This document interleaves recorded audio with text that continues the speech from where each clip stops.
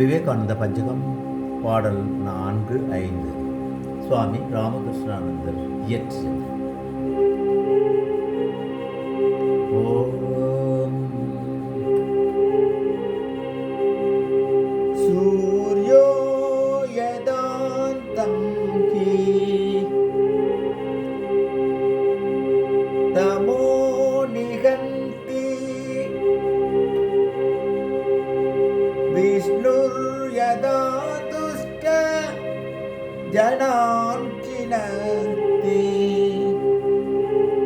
ததைவ யஸ்யா கில நேத்ரதோபம் ரூபம் த்ரிதாபம் விமுகி கரோதி ரூபம் த்ரிதாபம் விமுகி கரோதி தம் தேசிகேந்திரம் பரமம் பவித்ரம் விஸ்வஸ்ய பாலம் மதுரம் யதீந்திரம்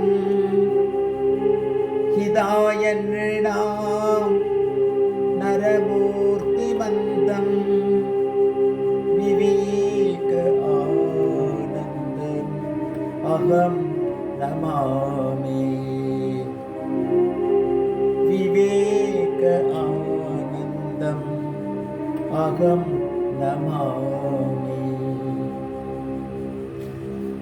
கதிரவன் எவ்வாறு காரிருளை போக்குகிறானோ, விஷ்ணு எவ்வாறு துஷ்டர்களை அழிக்கிறாரோ, அதுபோல் யாருடைய திருவுருவம் உலகில் எல்லா கண்களையும் கவர்ந்து மூவகை துன்பங்களையும் போக்குகிறதோ, ஆச்சாரியர்களில் தலை சிறந்தவரும் மேலானவரும் புனிதமானவரும் உலகால் வணங்கப்படுபவரும் இனிமையானவரும் துறவி வேந்தரும் உலக நன்மைக்காக மனித வடிவிலே தாங்கியவருமாகிய அந்த விவேகானந்த பெருமானை அடியேன் வணங்குகிறேன்.